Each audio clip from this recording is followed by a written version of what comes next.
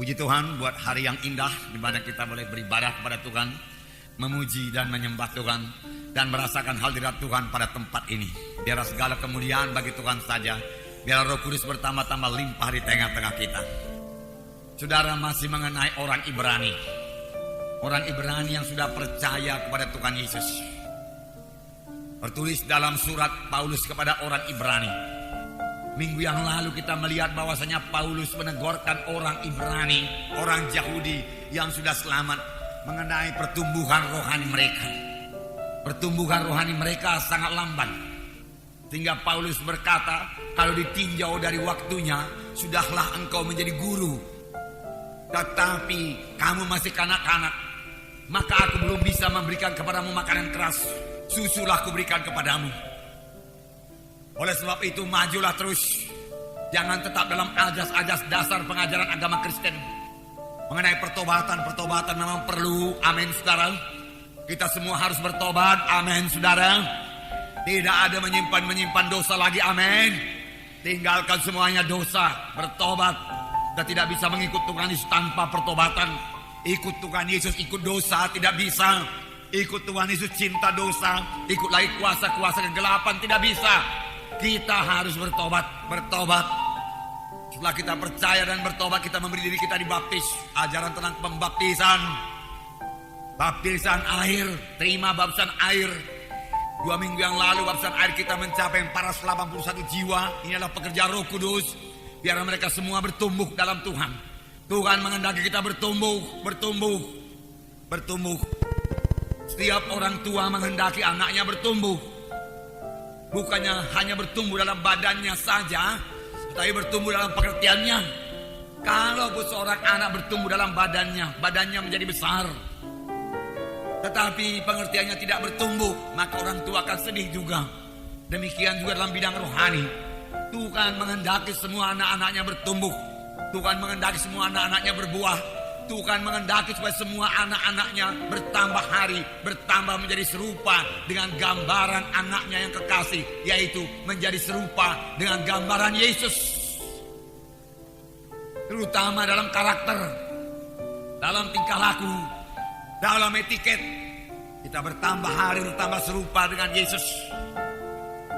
Firman Tuhan berkata dalam 1 Yohanes pasal 2 ayat 6, barang siapa yang berkata dia ada dalam Yesus, dia harus hidup sama sebagaimana Yesus hidup. Amin saudara. Yesus hidup dalam kesucian. Yesus menolak semua dosa. Dalam hidup Yesus tidak ada kompromi. Itulah sebabnya Tuhan Yesus dianiaya. Siapakah yang menganiaya? Tuhan Yesus. Saudara, yang menganiaya Tuhan Yesus adalah orang-orang Yahudi. Mengapa? Karena dia melanggar adat-adat orang Yahudi. Lalu dia menganiaya Tuhan Yesus, tapi Tuhan Yesus tidak kompromi. Walau dia menerima penderitaan, dia wajib hidup sama sebagaimana Yesus hidup suci. Tuhan juga berkata kepada kita, hendaklah kamu kudus karena aku kudus. Suci. Amin saudara. Suci dalam perkataan, suci dalam pikiran, suci dalam tindakan kita. Tidak ada yang terlibat lagi dalam acara-acara kuasa-kuasa kegelapan. Amin. Haleluya. Ini kehendak Tuhan, saudara, kehendak Tuhan. Kemudian firman Tuhan juga berkata, kamu harus memberi buah. Tuhan sudah memberikan perumpamaan pohon anggur. Setiap ranting yang tidak berbuah dikerat dan dibuang ke dalam api. Dengan kata lain, kita harus memberikan buah. Kalau sudah sampai saatnya berbuah, harus berbuah. Bertambah dewasa kemudian memberikan buah. Buah apakah itu? Saudara berkata, buah jiwa-jiwa diselamatkan melalui kesaksian kita, kemudian kita muridkan. Tiap-tiap anak-anak Tuhan adalah saksi Tuhan. Tiap-tiap anak Tuhan harus menyaksikan mengenai Tuhan Yesus. Amin. Jangan malu mengaku Tuhan Yesus. Biarlah bersaksi. Kita menyaksikan apa yang telah diperbuat Tuhan kepada kita menjadi gaya hidup kita. Tidak malu mengaku Yesus. Suka melihat jiwa-jiwa lain menerima Yesus sebagai Tuhan dan Juru Selamat. Suka melihat jiwa-jiwa selamat. Mari kita bergerak. Kemudian kita muridkan dia. Bawa di kebaktian. Bawa di kebaktian. Jangan malu mengaku Yesus. Memang kalau kita aku Yesus, besar sekali kemungkinannya kita akan menerima aniaya. Kita akan diejek. Kita akan dicela. Kita akan dihindari orang. Boleh jadi dia katakan kita bibelon dan lain sebagainya. Tetapi memang sudah demikian. Kalau kita mau sungguh-sungguh mengikut Tuhan, siapa yang sungguh-sungguh mengikut Tuhan, dia akan menerima aniaya. Firman Tuhan berkata, jangan sampai ke sorga tanpa aniaya. Amin. Jangan masuk sorga tanpa penderitaan. Penderitaan memberikan mahkota kepada saudara. Yesus akan datang, saudaraku. Mengapa kita menderita? Karena kita menderita anak Tuhan. Karena kita tidak mau kompromi. Kita akan menderita aniaya. Menderita aniaya. Tetapi itu semua membuat kita bertambah teguh dalam Tuhan. Karena kita tidak akan dicobai lebih daripada kesanggupan kita. Di dalam dunia ini sudah terlalu banyak kompromi. Kristen-Kristen yang kompromi. Tetapi saya mengajak saudara hidup suci. Karena topik firman Tuhan pada hari ini berlomba dengan tekun. Dalam perlombaan iman yang diwajibkan kepada kita.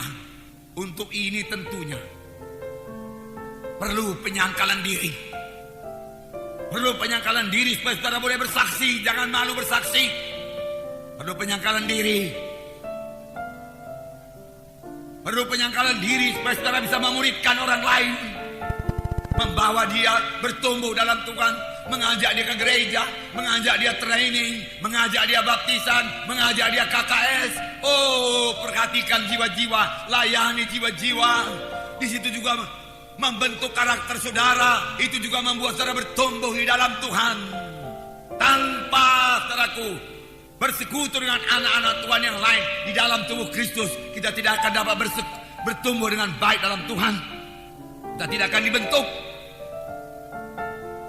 Minggu yang lalu saya katakan mengenai batu yang dipakai oleh Daud mengalahkan Goliat. Batu itu bergesekan satu sama lain bertahun-tahun lamanya.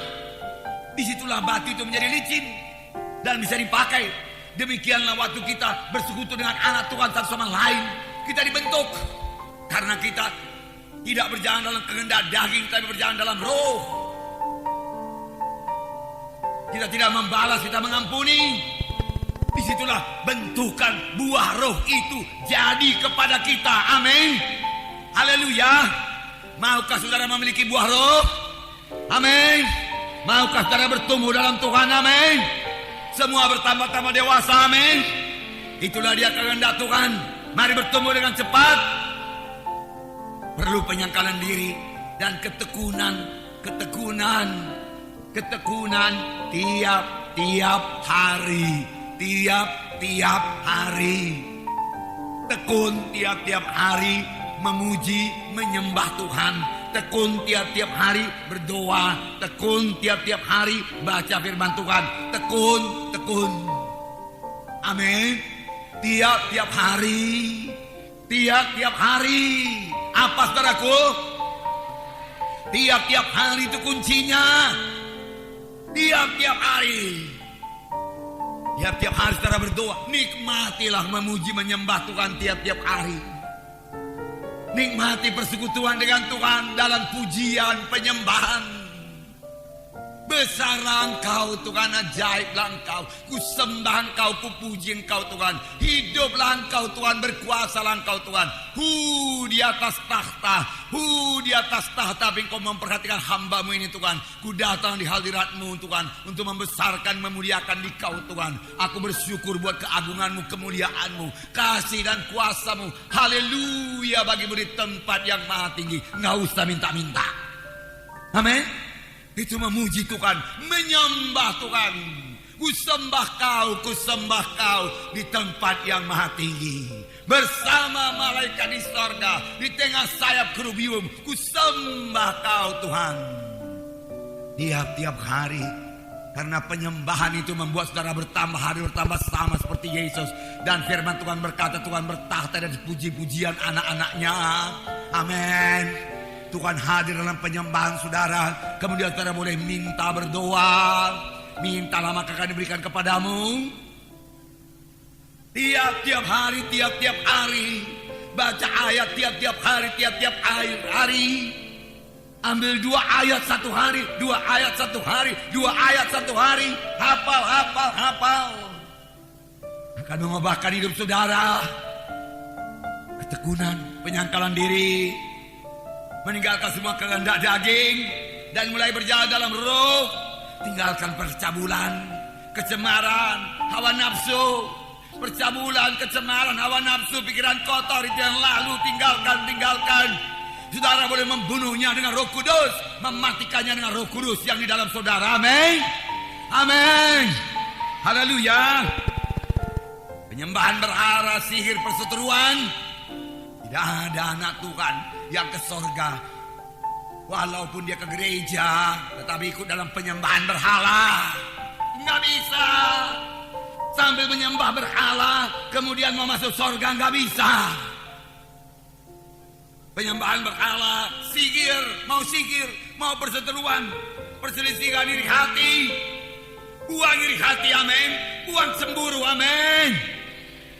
Syukur kalau kita diberkati, saudara kita diberkati, bersyukur, jangan iri hati. Syukur kalau dia dipakai Tuhan, syukur kalau dia punya talenta, syukur kalau dia diberkati Tuhan secara materi. Haleluya. Doakan dia, mementingkan diri sendiri, amarah dan lain sebagainya. Saudaraku, roh pemecah kedengkian, itu semua kehendak daging, kemabukan, mabuk, pesta pora. Firman Tuhan berkata, pemabuk tidak mewarisi kerajaan sorga. Setelah kita penuh dengan Roh Kudus, kita bisa mematikan semua perkara daging ini. Dulu tidak bisa, tapi sekarang jangan katakan tidak bisa. Bisa, amin. Bisa, amin. Saudara bisa menang, amin. Lepas bebas, saudaraku. Kamu akan mengenal kebenaran itu akan membebaskan kamu. Dari satu segi firman Tuhan membebaskan kita.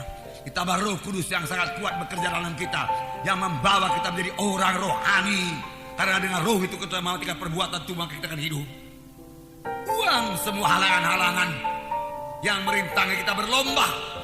Kekristenan dalam perlombaan. Saudara dan saya berlomba. Yesus akan datang. Darahku, setan bekerja giat di luar. Dosa bekerja giat di luar. Kristen bangun. Kristen bangkit.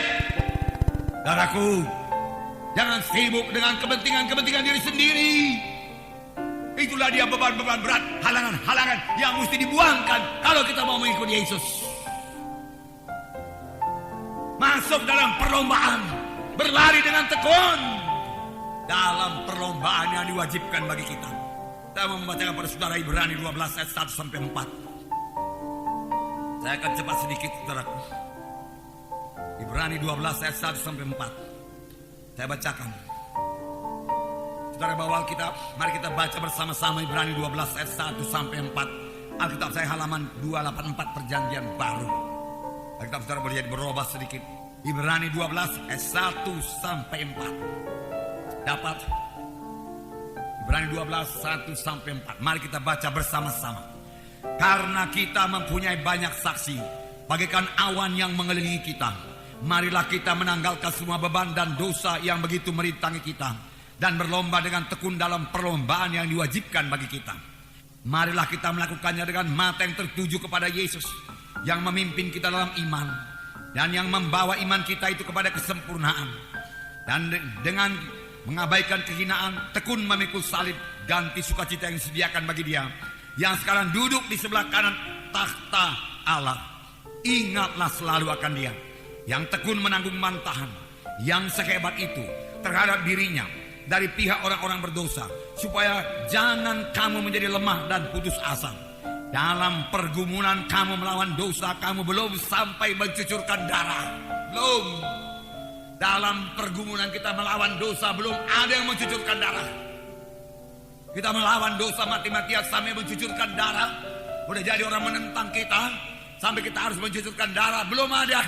Tapi Yesus sampai mencucurkan darah dalam peperangan yang melawan dosa. Tapi mari kita lihat dari mula ayat ini. Karena kita mempunyai saksi yang bagaikan awan rupanya mengelilingi kita, menyaksikan kita berlomba. Kekristenan dalam perlombaan, sebagai orang berlomba dalam stadion, disaksikan oleh ribuan orang. Demikian yang menyaksikan kita, ribuan, jutaan saksi-saksi sebagai awan rupanya. Mereka rupanya melihat kita. Siapakah saksi-saksi yang melihat kita ini? Karena dengan singkat saya katakan itulah dia orang-orang dalam perjanjian lama. Karena dalam Ibrani pasal 11 dikatakan di situ saksi-saksi iman. Di mana dikatakan di situ mulai daripada Habel, Henokh dan lain sebagainya, terdakwa Abraham, Musa, saudara semua tertulis di situ. Saleh-saleh perjanjian lama menyaksikan kita. Mereka banyak, mereka bagi awan rupanya menyaksikan kita. Mereka tidak menerima perjanjian yang kita terima karena ayat 39 Ibrani 11 ayat 39 berkata, dan mereka semua tidak memperoleh apa yang dijanjikan itu, sekalipun iman mereka telah memberikan kepada mereka suatu kesaksian yang baik. Mereka tidak memperoleh apa yang dijanjikan itu. Dengan kata lain, mereka tidak memperoleh seperti apa yang kita peroleh sekarang. Mereka tidak memperoleh kepenuhan Roh Kudus bagi semua anak-anak Tuhan, bagi semua bangsa Israel. Tetapi kita gereja Tuhan pada akhir zaman semua penuh dengan Roh Kudus. Oleh sebab itu semua anak-anak Tuhan berbuat perkara yang besar. Mereka menantikan itu. Kita berbuat perkara yang besar buat Tuhan. Siapakah yang penuh dalam perjanjian lama penuh dengan Roh Kudus? Nabi-nabi. Mereka tahu Nabi Elia, satu orang yang penuh dengan Roh Allah, mengalahkan 450 Nabi Baal. Para Nabi Baal, 450 Nabi Asitoret, 850. Dia sembelih semua sesuai Kison. Berbuat perkara yang besar. Lalu bangsa Israel berpaling pada Tuhan. Lalu mereka berkata, Huwa itulah Allah, Huwa itulah Allah. Lalu yang menyaksikan itu berpikir, kalau satu orang saja yang penuh dengan Roh Kudus bisa berbuat perkara yang begitu besar, apalagi semua sekarang gereja penuh dengan Roh Kudus, anak-anak Tuhan penuh dengan Roh Kudus. Mereka mengharapkan kebangunan rohani yang besar, kegerakan yang besar terjadi. Amin. Inilah waktunya. Itu yang mereka kehendaki. Oleh sebab itu mereka menyaksikan. Mereka melihat bagaimana Elisa berbuat tanda ajaib 2 kali lipat daripada Elia, karena dipenuhkan dengan Roh Kudus. Lalu Tuhan berkata kepada kita, kamu akan beroleh kuasa kelak apabila Roh Kudus turun ke atas kamu, dan kamu menjadi saksi bagiku Yerusalem, Yudea, Samaria, sampai ke ujung bumi. Kuasa. Mereka mau melihat gereja yang berkuasa, gereja yang berkuasa, gereja yang berkuasa, anak Tuhan yang berkuasa, saudara yang berkuasa. Itu yang mereka tunggu-tunggu, itu yang mereka lihat. Amin. Haleluya. Mereka tunggu. Mari hidup dalam kuasa Roh Kudus. Hidup dalam kuasa Roh Kudus. Berani. Saya percaya Roh Kudus telah mengobatkan hati kita. Amin. Ya. Saya melihat tindakan anak-anak Tuhan waktu gereja kita dibobol. Dinding-dindingnya bocor semua, bobol semua. Mereka berdoa kepada Tuhan, tapi mereka juga bertindak tegas dan berkata, kamu telah berbuat dosa yang besar, kamu meruntuhkan rumah Tuhan, merusak rumah Tuhan.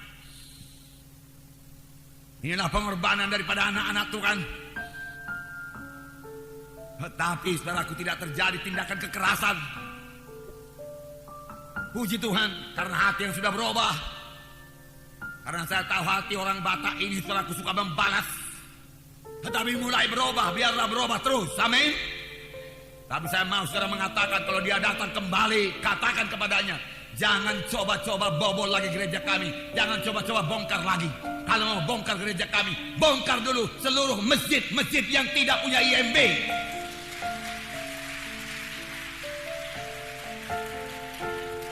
Baru adil. Karena gereja kita sudah dibongkar sekali. Amin saudara. Rumah-rumah yang tidak punya IMB, bongkar dulu. Ini kamu sudah bongkar, kamu sudah perbaiki. Jangan bongkar lagi. Nanti kamu berdosa. Kamu tidak adil, kamu tidak benar. Kalau memang mau adil, mau benar, bongkar dulu semua rumah ibadah, semua masjid-masjid yang tidak punya IMB. Amin.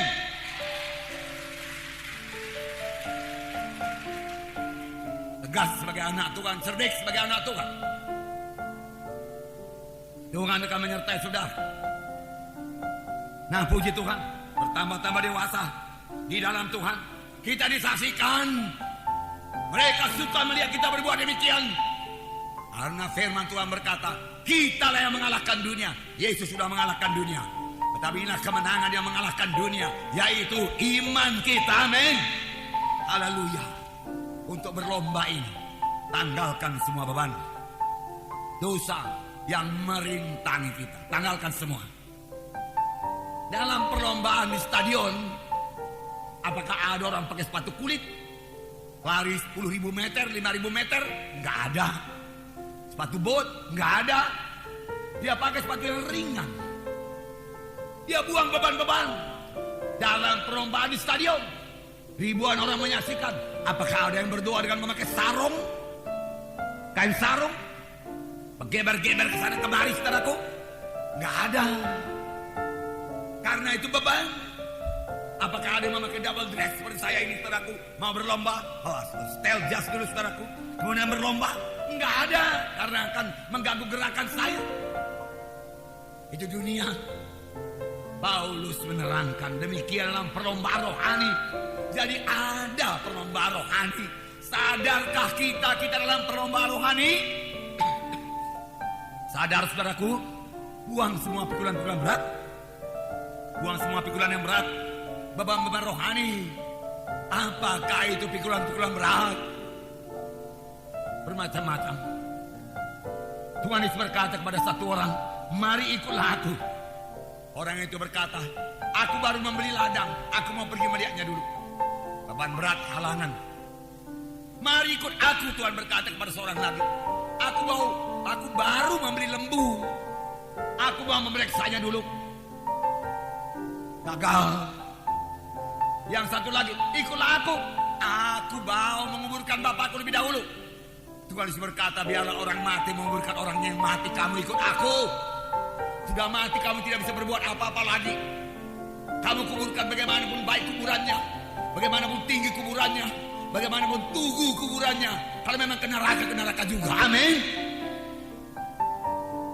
Dan bagaimanapun baiknya dibuat kuburan itu, orang tua yang sudah mati itu tidak akan bisa memberkati kita.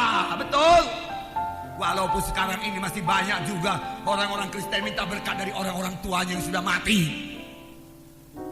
Dengan berbuat kuburan yang baik, dia menari-nari memakai ulos, saudaraku, supaya diberkati oleh orang tua yang mati itu. Walaupun secara tidak langsung, tapi maksudnya demikian. Dan itu satu kebusukan di hadapan Tuhan. Percaya yang lain di hadapan Tuhan. Jangan ada ilah yang lain. Akulah yang memberkati kamu, Tuhan berkata. Aku datang supaya kamu memperoleh hidup yang berkelimpahan.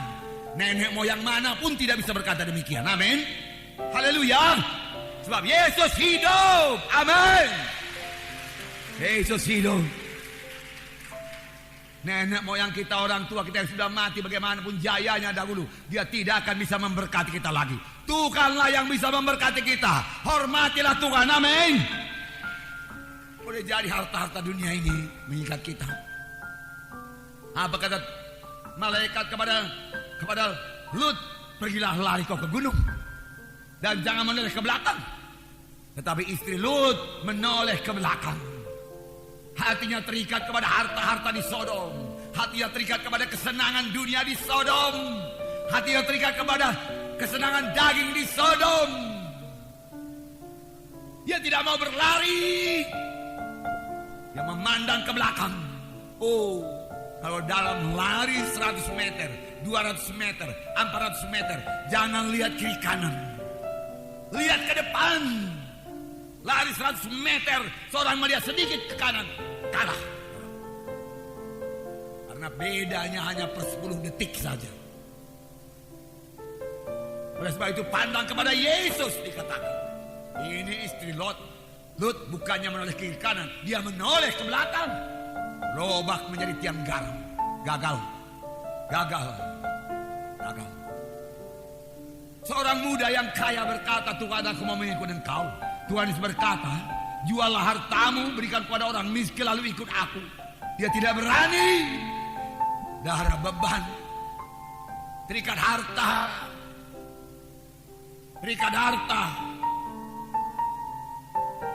Saya mendengar banyak orang kaya pusing dia sekarang ini, saudaraku.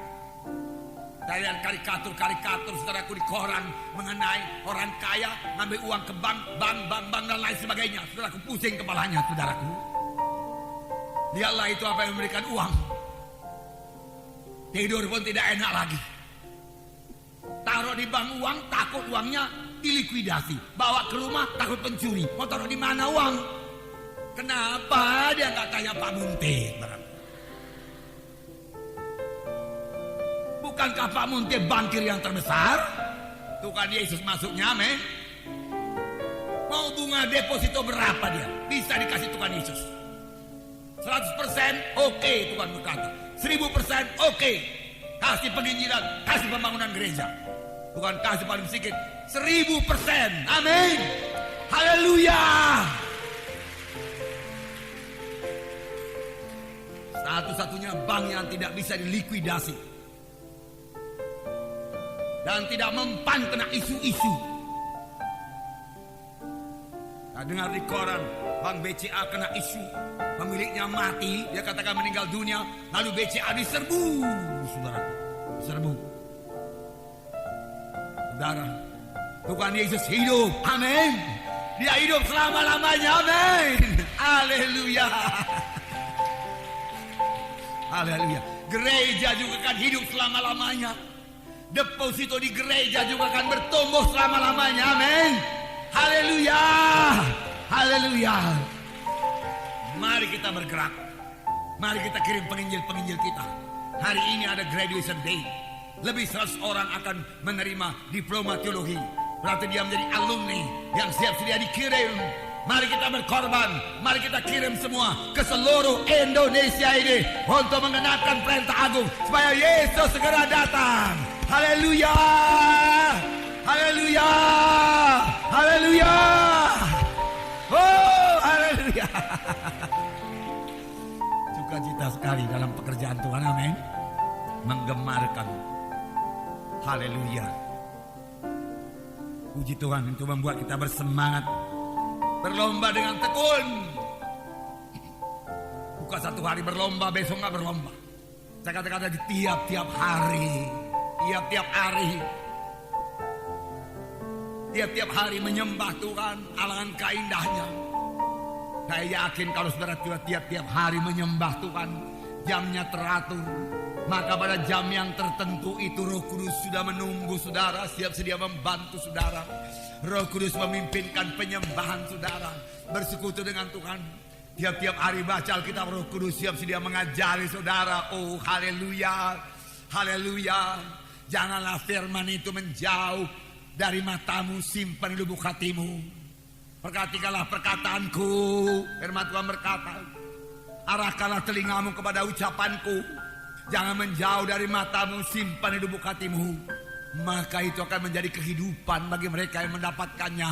Dan kesembuhan bagi seluruh tubuh mereka. Kesembuhan bagi seluruh tubuh saudara. Kesehatan bagi seluruh tubuh saudara. Kekuatan, amin. Yaitu firman Tuhan. Kalau makan obat orang gak lupa, heran. Ingat dia. 3 kali dokter berkata, 3 kalilah berarti 1 hari. Tapi kalau Tuhan berkata ini firman obat, Tuhan berkata, begini cara makannya, kau arahkan telingamu, perhatikan perkataanku. Jangan menjauh dari matamu, simpan di lubuk hatimu. Maka itu akan memberi kehidupan dan kesembuhan bagi tubuhmu. Banyak orang kurang percaya. Atau kalau dia percaya tidak mau bertindak. Kalau percaya harus bertindak. Amin. Kalau percaya harus bertindak. Gak akan gagal itu firman Tuhan menguatkan saudara. Menyembuhkan saudara. Gak gagal. Ada Roh Kudus lagi menghidupkan tubuh-tubuh yang fana. Banyak kerja buat apa sakit. Mengapa penyakit menyerang? Kosong daripada firman Tuhan. Kosong nama Kristen. Kosong daripada firman Tuhan. Beberapa hari yang lewat saya bertemu dengan satu orang umurnya 60 tahun. Kelihatannya dia sehat. Kami mulai cerita-cerita. Rupanya dia suka firman Tuhan. Dia beri Alkitab, dia taruh di komputernya. Satu hari paling tidak 2 ayat saya makan, dia katakan. 2 ayat saja satu hari saya makan. 2 ayat saya hafal. Berapa umur Bapak? 60 dia katakan. Karena dia sehat. Puji Tuhan. Berkuasa firman Tuhan itu. Puji Tuhan. Bapak berjalan yang benar saya katakan. Mudah kok Pak Munte dia katakan. Ada itu tiap-tiap hari. Pembacaan Alkitab tiap-tiap hari pun saya masukkan di komputer saya. Saya ambil 2 ayat saja sudah cukup. Bahkan dia bukan dari Injil sepenuh. Dia sehat. Banyak orang, banyak anak Tuhan, 1 ayat pun tidak. Bertobat, bertobatlah, bertobatlah kamu, amin. Ya, karena itu kan mempengaruhi tubuh kita. Saya bisa bicara firman Tuhan karena firman Tuhan saya taruh di hati saya. Sampai sekarang saya masih baca koran. Dan saya percaya rata-rata orang Kristen baca koran. Tapi tidak rata-rata baca Alkitab. Kalau koran, entahkah iklannya lah, entahkah topik utamanya lah, dibacanya itu tiap hari. Mengapa tidak Alkitab? Amin saudara. Baca Alkitab, amin. Baca Alkitab, tekun, tekun. Tekun. Tekun beriman. Sampai yang kita imankan itu jadi. Kita berjalan dengan iman bukan dengan penglihatan. Sama sebagaimana imanmu jadi padamu, tekun. Jangan karena, saudara, dahulu saya minta mobil sama Tuhan. Saya beriman kira-kira 2 tahun. Dikasih Tuhan mobilnya. Tambah hari iman bertambah kuat, bertambah hari iman bertambah kuat, dan Tuhan berikan, amin. Bertekun dalam iman, bertekun. Bertekun dalam melayani, bertekun dalam persekutuan dengan tubuh Kristus. Laksanakan dengan tekun tiap-tiap hari, tidak mundur. Ingatlah akan Yesus, pandanglah kepada Yesus, menerima bantahan, menerima halangan, menerima gangguan. Namun Yesus tekun. Dalam perlombaan itu kita juga harus tekun. Tekun. Saya percaya perlombaan kekristenan adalah perlombaan, saudaraku, jarak jauh, maraton, 40 km. Perlu tenaga, perlu ketekunan, saudara, perlu kesungguhan hati, perlu penyakalan diri. Dia bisa berlari sampai kepada tujuan.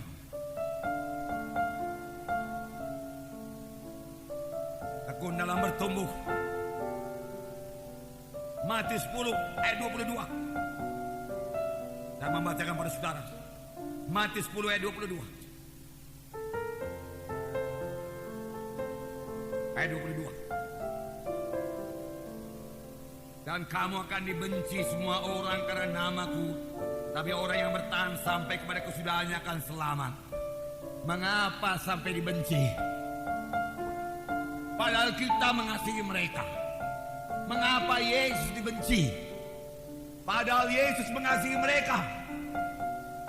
Mengapa kamu akan dibenci? Pada akhir zaman kebencian akan bertambah-tambah. Mengapa dibenci? Karena kita dengarkan. Karena kita mengikut Tuhan dengan sungguh-sungguh. Karena kita tidak mau kompromi. Tidak mau ikut kegelapan. Kita disingkirkan. Kita diejek. Kita dicela. Tapi saya katakan kepada saudara, itu adalah bahagian saudara kalau saudara tidak mau kompromi. Harus. Barang siapa yang menerima pahala bersama-sama dengan Yesus, dia juga menderita bersama-sama dengan Yesus. Yang ketiga, mata tertuju kepada Yesus. datang aniaya, pandang pada Yesus. Pandang kepada Yesus. Pada waktu saya ditanya wartawan, apakah Pak Munte akan menuntut? Saya merasa ditentang. Tidak, tapi saya katakan saya tidak menuntut. Saya hanya minta supaya pemerintah mengerti keadaan kami. Kami umat Kristen harus beribadah kepada Tuhan. Kami butuh tempat untuk ini. Tidak menuntut. Sudah jadi orang berkata ini Pak Munte lemah.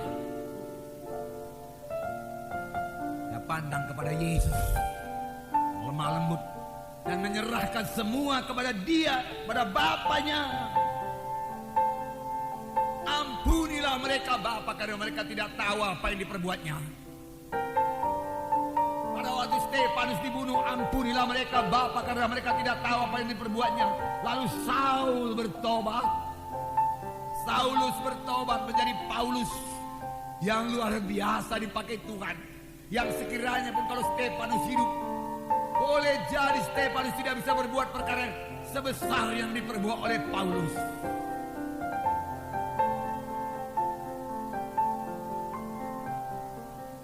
Pandang kepada sengsara Yesus, sangat menderita. Mulai dari Getsemani, direndahkan, diginakan, tekun memikul salib. Dia tidak membalas darah yang dicurahkan untuk menebus kita, mati di kayu salib untuk menebus kita. Inilah jalan keselamatan, saudara-saudaraku.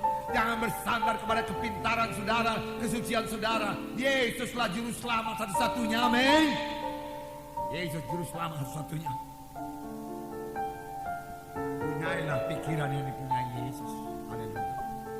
Filipi pasal 2 ayat 5 sampai 8. Filipi pasal 2 ayat 5 sampai 8. Hendaklah kamu dalam hidupmu bersama menaruh pikiran dan perasaan yang terdapat juga dalam Kristus Yesus, yang walaupun dalam rupa Allah tidak menganggap kesetaraan dengan Allah itu sebagai milik yang harus dipertahankan, melainkan telah mengosongkan dirinya sendiri, mengambil rupa seorang hamba, menjadi sama dengan manusia, dan dalam keadaan sebagai manusia ia telah merendahkan dirinya dan taat sampai mati, bahkan sampai mati di kayu salib. Itulah sebabnya Allah sangat meninggikan dia dan mengaruniakan kepadanya nama dan segala nama dan seterusnya. Tuhan Yesus mengosongkan dirinya, kemudian merendahkan diri, kemudian taat.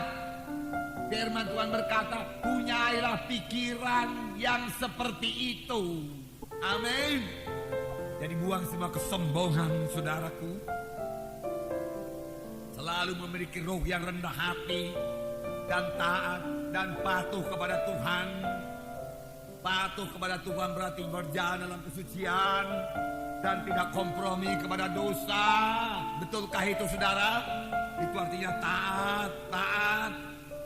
Tidak kompromi akan membawa kepada aniaya, disingkirkan.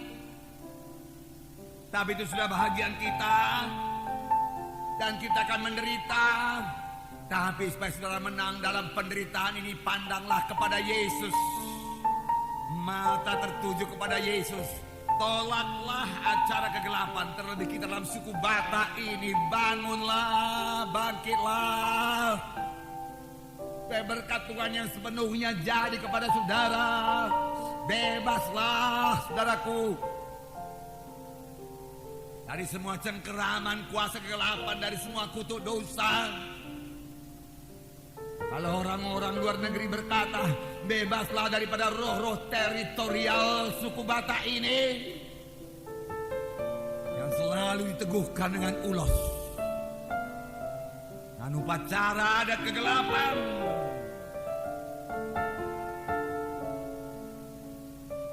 Segala upacara adat kegelapan kita tolak.